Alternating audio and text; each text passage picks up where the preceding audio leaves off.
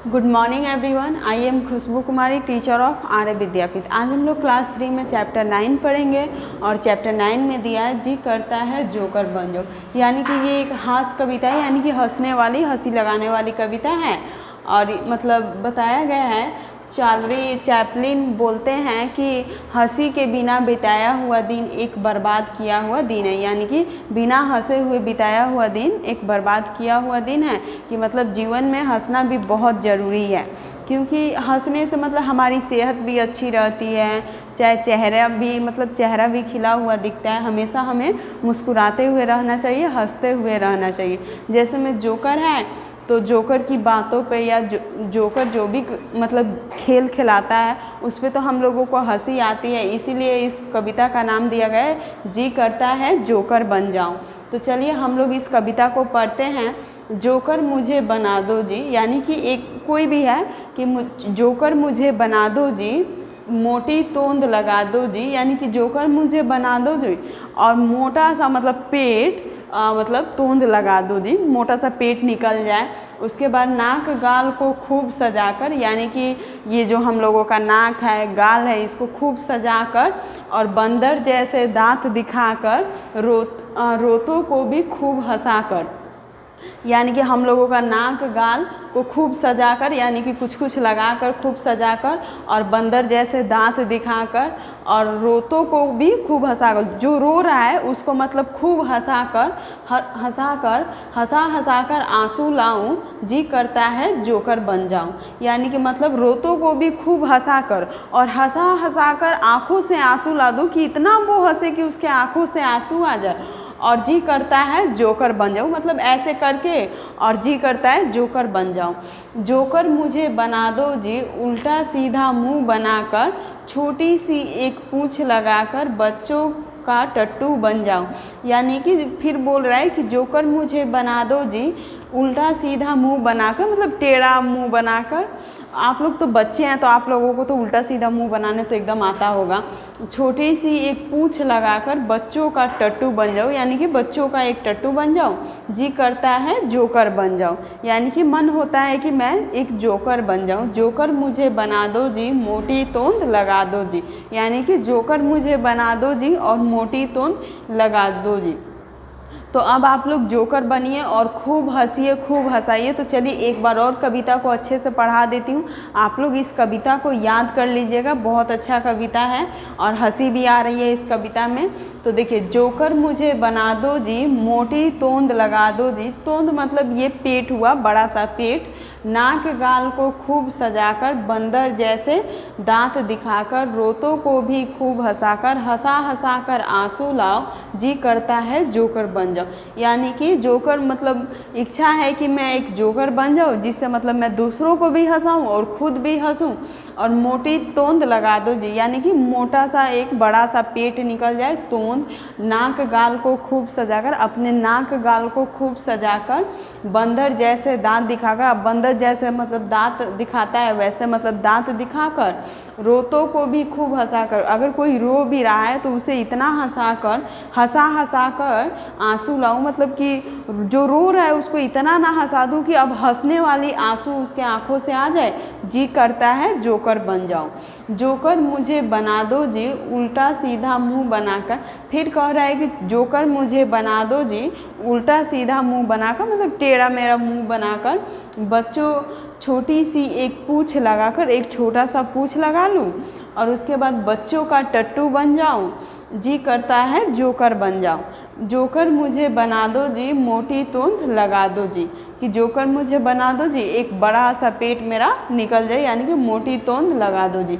तो आप लोग भी घर पे एक जोकर बन के ट्राई करिएगा कि कितना हंसी आता है और मतलब घर के पेरेंट्स भी कितना हंस रहे हैं। ठीक है, तो हंसना भी लाइफ में बहुत ज़रूरी है, क्योंकि हंसी से मतलब सेहत भी ठीक रहता है और जो फेस है वो भी, चेहरा भी खिला हुआ दिखता है, इंसान सुंदर भी दिखता है। इसलिए आप लोग भी हंसना सीखिए। वैसे में आप लोग तो बच्चे हैं तो आप लोगों को तो बहुत हंसना आता होगा। तो अब इस कविता को आप लोग याद कर लीजिएगा, बहुत अच्छा कविता है। तो जीवन मूल्य में दिया है कि हमें सदैव खुश रहना चाहिए, यानी कि हमें हमेशा मुस्कुराते हुए, हंसते हुए खुश रहना चाहिए। तो अब चलिए नेक्स्ट पेज पे। नेक्स्ट पेज में दिया है शब्दार्थ दिया है, इसे याद कर लीजिएगा, बस 2 ही शब्दार्थ दिया है। तोंद, तोंद मीन्स होता है मोटा पेट, मतलब मैं क्या बोली हूँ कि मोटा पेट। टट्टू, टट्टू मीन्स होता है छोटा घोड़ा। उसके बाद चलिए नंबर 1 में निम्नलिखित प्रश्नों के उत्तर लिखिए, यानी कि नीचे लिखे हुए प्रश्नों के उत्तर लिखना है। तो इसको आप लोग होमवर्क से कंप्लीट करिएगा। नंबर कम है, जोकर दूसरों को हंसाने के लिए क्या क्या करना चाहता है। तो आप लोग कविता में पढ़े ही हैं कि जोकर एक बड़ा सा तोंद चाहता है और एक छोटा सा पूंछ चाहता है और गाल नाक पे कुछ लगाकर और दांत बंदर की तरह दिखाना चाहता है। तो यही आप लोग इसका क का उत्तर लिखिएगा। नंबर ख में जोकर पूंछ लगाकर क्या बनना चाहता है। तो जोकर पूंछ लगाकर टट्टू बनना चाहता है। तो ख का उत्तर क्या लिखिएगा, जोकर पूंछ लगाकर टट्टू बनना चाहता है। नंबर 2 में सही उत्तर पर सही का चिन्ह लगाइए। जो सही है उस पर सही का चिन्ह लगाना है। यहाँ पे ऑप्शन दिया है, आप लोगों को ऑप्शन में देखना है कि कौन सा सही है और उस पर सही का चिन्ह लगाना। नंबर का में मोटी डैश लगा दो जी। तो मोटी क्या लगा दो जी। नंबर 1 पूंछ, नंबर 2 मूंछ, नंबर 3 तोंद। तो क्या होगा, मोटी तोंद लगा दो जी। तो हम लोग क्या लिखेंगे, तोंद। तो ये हम लोगों का लाइन कैसे कंप्लीट हुआ, मोटी तोंद लगा दो जी। उसके बाद नंबर ख में है जोकर किसे हंसाना चाहता है। तो नंबर 1 में रोते लोगों को, नंबर 2 में सोते लोगों को, नंबर 3 में खेलते लोगों को।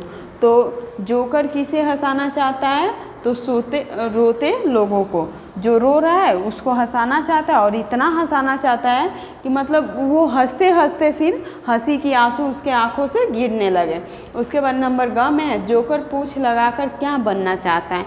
तो जोकर पूंछ लगाकर देखिए, नंबर 1 में घोड़ा बनना चाहता है, नंबर 2 में गधा बनना चाहता है, नंबर 3 में टट्टू बनना चाहता है।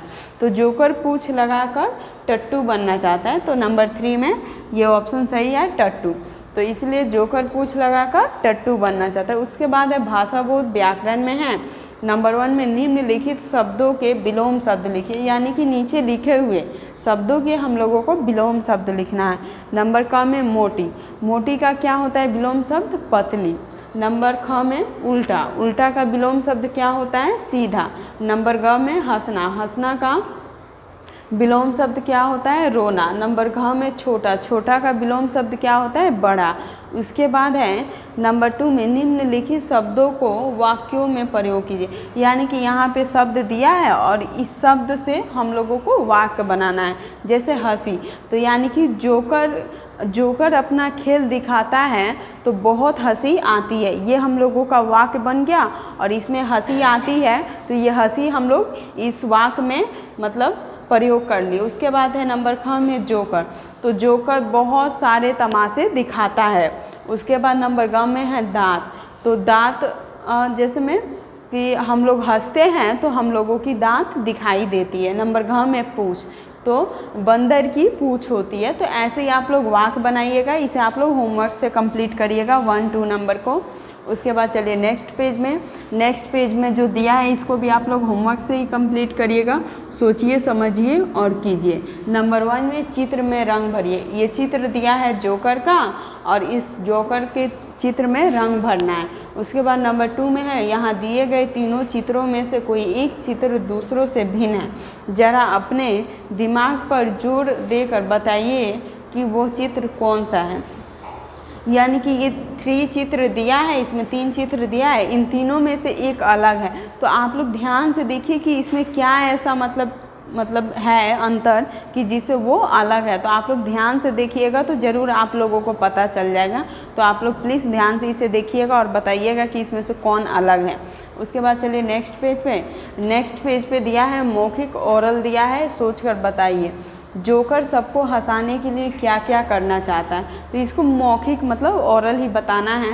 तो जोकर सबको हंसाने के लिए वो मतलब एक बड़ा सा पेट मतलब बड़ा सा तोंद चाहता है और उसके बाद अपनी आँख नाक को मतलब नाक गाल को सजाना चाहता है। उसके बाद है वो एक छोटा सा पूँछ लगाना चाहता है, एक टोपी पहनना चाहता है, बंदर की तरह दांत दिखाना चाहता है। तो बहुत सारी चीज़ें जो जोकर करना चाहता है हंसाने के लिए, तो ये आप लोग लिख लीजिएगा। उसके बाद है आओ वार्तालाप करें। क्या आपने कभी जोकर को देखा है, कब और कहाँ वो क्या क्या करता है बताएं। अगर आप लोगों ने कभी जोकर को देखा है तो कब और कहाँ, आप लोगों ने कब देखा है जोकर को और कहाँ देखा है, और वो क्या क्या करता है जोकर, कौन कौन सा तमाशा दिखाता है, कौन कौन सा खेल दिखाता है।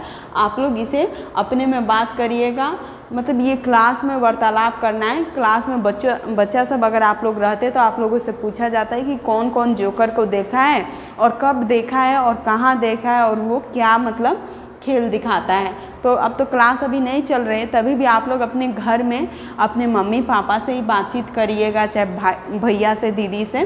उसके बाद अब ये आप लोगों का चैप्टर कंप्लीट हो गया। इसको अब आप लोग सुंदर सुंदर राइटिंग में जो प्रश्न उत्तर है उसको फेयर कर लीजिएगा सुंदर सुंदर राइटिंग में। आज के लिए इतना ही, इसको रिवीजन करते चलिएगा। Thank you, have a nice day.